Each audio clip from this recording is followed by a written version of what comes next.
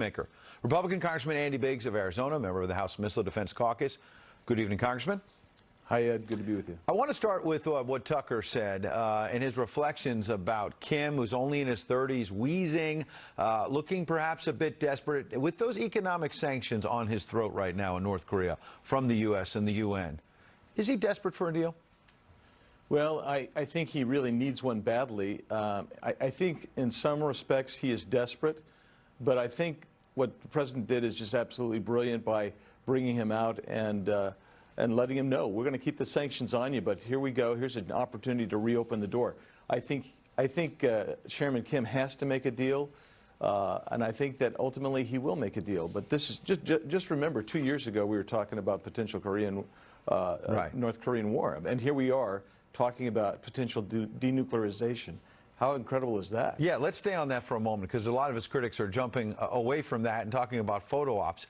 As you say, and I mentioned at the top, a couple of years ago, Democrats were saying all of this was going to backfire. It was seat-of-the-pants diplomacy exercised on Twitter and other social media, and that this was going to blow up into nuclear war. Is this another case of the president proving his critics wrong?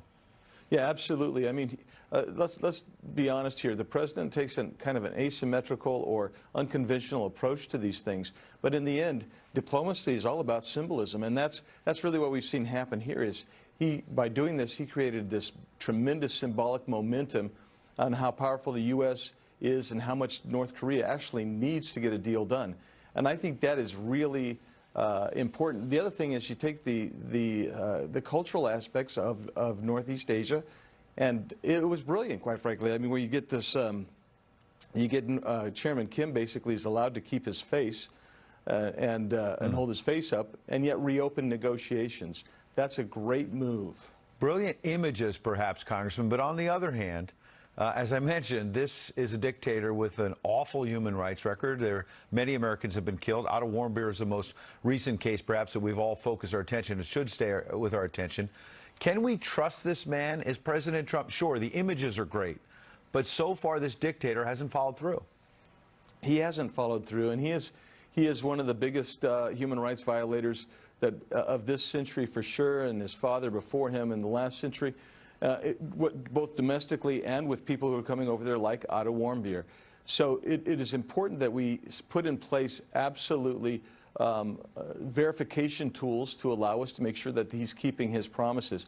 And if that happens, I think that he'll keep his word, provided we can verify it, and that will actually stabilize the North Korean and South Korean, or the entire Korean peninsula. Don't forget, President Moon was there for a significant portion of this meeting today, and he wants this. He has talked about rapprochement before with North Korea. Congressman, I've got 30 seconds. Give me one or two steps you want to see from Kim Jong-un. We're hearing all this talk about, okay, so you start at the top, and now we've got to get the Secretary of State and people beneath him, teams on both sides, to actually get down to brass tacks.